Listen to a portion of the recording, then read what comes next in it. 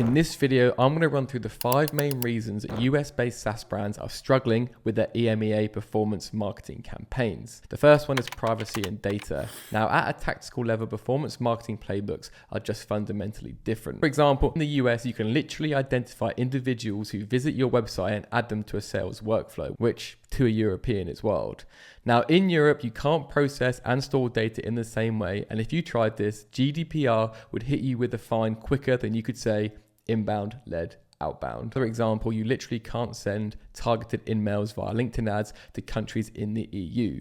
Now, while this obviously doesn't include the likes of the UK, it does include the majority of Europe, and you need to replace that element with different ad formats. From a data perspective, most data providers focus on the US. Now, last year, we were part acquired by the Expanded Group, who are a dedicated EMEA B2B data provider to help companies focus specifically on the EMEA regions they may have trouble accessing. The second is localized campaigns. Now, when I'm talking localizing for Europe from the US, I'm not just talking about adding more S's instead of Z's. I'm talking about translating into native languages such as French, Italian, German, and Spanish.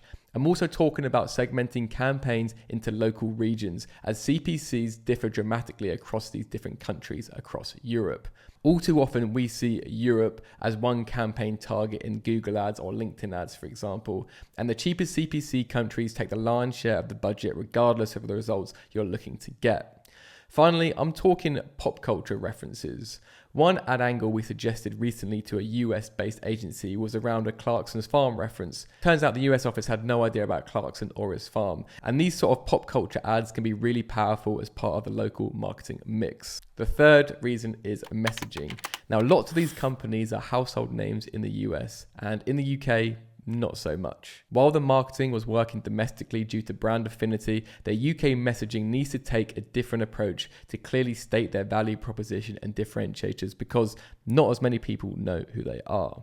Number 4 is that EMEA isn't a big focus. And this is one of the biggest frustrations we've come across for EMEA managers, that agencies don't put the same effort into EU campaigns as they do for the US. And it makes sense, right? Because the budgets and the audience typically just aren't as big. This leads to the US campaigns being duplicated across Europe and being segmented as one location, not the separate 10 CPC zones that it needs.